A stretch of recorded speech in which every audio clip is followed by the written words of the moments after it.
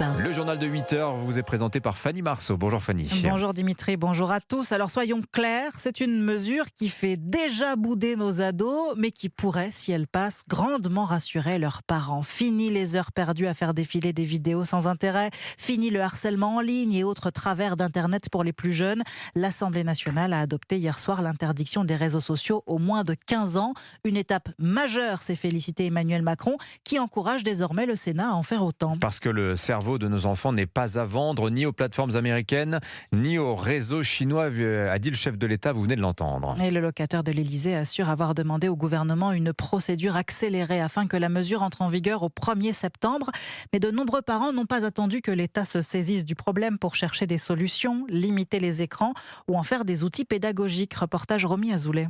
Elsa a une fille de 14 ans et chez elle, comme dehors, le téléphone est sous haute surveillance. Grâce à une application, elle limite son temps d'écran. Dès qu'elle dépasse 10 minutes sur une application, ça bloquait. Elle est alertée. On se fait une routine. On demande tous les samedis soirs à vérifier le temps d'écran en lui disant tu nous montres ton téléphone. Comme ça, on est sûr qu'il n'y a pas de débordement. Plutôt que de bannir complètement les réseaux sociaux, cette autre mère de famille préfère que son fils de 15 ans s'en serve pour s'instruire. On ne peut pas le marginaliser non plus totalement. Par contre, tu ne fais pas que du stalking de vidéos à outrance qui t'apportera rien et j'aimerais qu'en fin de journée tu aies retenu 2-3 vidéos intéressantes d'un point de vue pédagogique. Tous les soirs après il me fait un point, il me montre ce qu'il a regardé. Pour Isabelle, maman de 3 ados, les règles sont claires mais la négociation est permanente. Par exemple, à table il n'y a pas le téléphone, au temps du coucher le téléphone reste auprès de nous. Des fois ça râle beaucoup, même si on met les limites, ça va toujours au-delà. Difficile donc d'imposer des règles à des ados, surtout qu'ils finissent bien souvent par les contourner. Romy Azoulay, nous ne voulons pas d'une génération anxieuse. Voilà ce qu'écrit également Emmanuel Macron. La question de la santé des jeunes est au cœur de ce débat sur les réseaux sociaux. C'est ce que pointe ce matin sur Europe 1 la psychologue clinicienne Marie-Estelle Dupont. Elle était l'invitée d'Europe 1 matin à 7h10. Il y a des effets sur l'humeur, donc c'est de l'anxiété, c'est de la dépression, c'est de la rumination, c'est de la joie qui disparaît, c'est de l'humour qui disparaît, c'est de la gaieté, c'est des enfants qui dansent pas dans la maison, qui chantent pas dans la maison. Et il y a évidemment un effet, mais alors ça c'est un fléau absolu, puisque c'est la fabrique, pardon de le dire comme ça, mais c'est la fabrique de la connerie.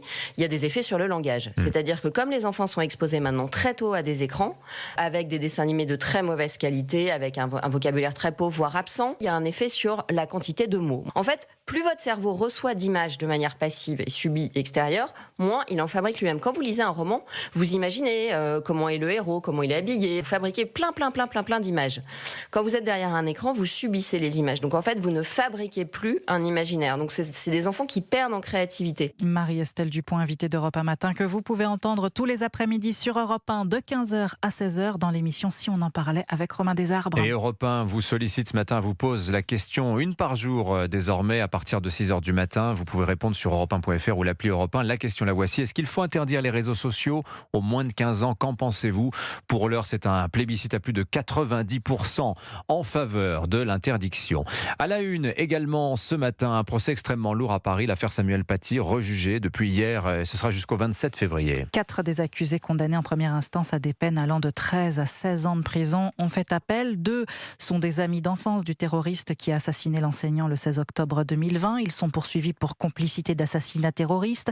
Les 2 autres sont jugés pour association de malfaiteurs terroristes après avoir lancé une campagne de harcèlement à l'encontre du professeur d'histoire-géographie. Des accusés dont la stratégie de défense a scandalisé une partie de la salle d'audience hier, Jean-Baptiste Marty. Oui, des paroles violentes tenues à l'entrée de la salle d'audience. Maître Villemain, avocat d'Abdelhakim Sefrioui, prédicateur islamiste à l'origine de la campagne de harcèlement visant le professeur, s'en prend vertement à Samuel Paty. Il y a un tabou, nous n'avons pas le droit de le dire. Mais moi je vais le dire, Samuel Paty procédait à la discrimination des élèves musulmans. C'est-à-dire qu'après avoir montré un certain nombre de caricatures devant tous les élèves, toutes ciblées sur Mahomet et l'islam d'ailleurs, il en présentait une 4e, parfaitement obscène, aux limites de la pornographie. Et le Conseil va plus loin. Il explique que Samuel Paty n'aurait pas été décapité si l'Éducation nationale l'avait suspendu à temps. Une défense et des propos consternants. Maître Virginie Leroy, avocate de Gaël Paty, autre sœur du professeur d'histoire-géographie, s'attend à des débats houleux dans les prochains jours. Ça va être tendu parce que c'est indécent, en fait. Il faut encore, en plus du reste, salir Samuel Paty sur un argument en plus qui n'a absolument aucune influence, encore une fois, sur les faits, sur les qualifications, donc qui est complètement gratuit. Moi, je trouve ça purement et simplement scandaleux et indécent. Les accusés doivent être interrogés sur leur parcours personnel dans une ambiance donc électrique. Jean-Baptiste Marty, pourquoi Samuel Paty n'a-t-il pas bénéficié d'une protection individuelle? L'État a-t-il sous-estimé la menace? Pour tout comprendre de cette affaire, rendez-vous sur le site et l'appli Europe 1 pour écouter le podcast Au cœur de l'actu. Vous écoutez Europe 1 matin, il est 8h06. Plus de 2 mois après sa libération des geôles algériennes, des nouvelles ce matin de Boualem Sansal. L'écrivain franco-algérien de 76 ans s'est vu remettre hier soir la médaille de la ville de Strasbourg. Un Boualem Sansal souriant, visiblement en pleine forme, et qui a profité de cette tribune pour exprimer son soutien au journaliste Christophe Glaise, détenu en Algérie depuis le 29 juin dernier. Un soutien prudent, mais plein d'espoir. Il faut rien dire, parce que tout ce que je dis, moi, énerve tellement le gouvernement algérien qui se venge sur Christophe Glaise. Je prie, je ne suis pas croyant, mais je prie, je ne sais pas qui, pour qu'il soit libéré rapidement, et je crois qu'il va l'être. Il y a une opportunité qui se présente, elle est extraordinaire. Le pape arrive en Algérie en visite, et il va faire ce que le président allemand a fait pour moi. Il a écrit à Tebboune en disant « libérez-le ». Et bien le pape va faire la même chose. Il va venir, il va demander au gouvernement algérien « je viens ». À une condition, libérer Christophe. Boualem Sansal au micro Europe 1 de Mélina Fachin. Le pape Léon XIV devrait en effet se rendre en Algérie, probablement après le mois de Ramadan, fin mars, début avril. Et ce chiffre choque à présent. L'an dernier, 32 personnes âgées ont été retrouvées mortes chez elles des semaines, des mois, voire des années après leur décès. Un décompte macabre publié ce matin par les Petits Frères des Pauvres qui pointe les conséquences d'un isolement social extrême.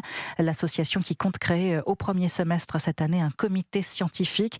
Première étape avant un observatoire de la mort solitaire d'ici la fin de l'année. Allez, le sport, un fléau aux abords des stades de foot, celui des parents persuadés que leurs enfants sont des prodiges du ballon rond. Et peut-être au point d'en être, insultant, persécutant, violent même avec les entraîneurs. Les éducateurs sportifs le rappellent pourtant. Il y a énormément d'appelés pour très peu d'élus dans le football professionnel. Qu'à cela ne tienne, le rêve de voir leur progéniture en équipe de France pousse de plus en plus de pères et de mères à adopter des comportements délétères. Reportage dans une ville de foot, à Marseille, du correspondant d'Europe 1, Stéphane Burgat. C'est un simple entraînement des moins de 10 ans, mais en bord de pelouse, certains parents s'y voient déjà.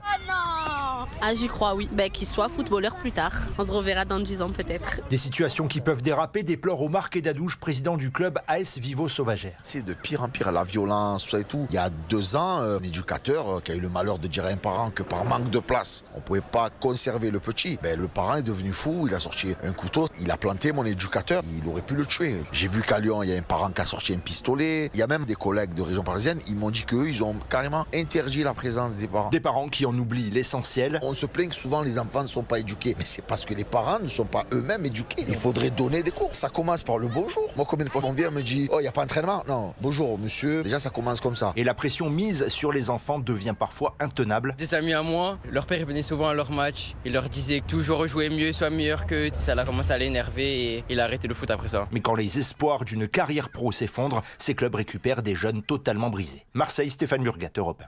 Merci Fanny Marceau, c'était votre journal.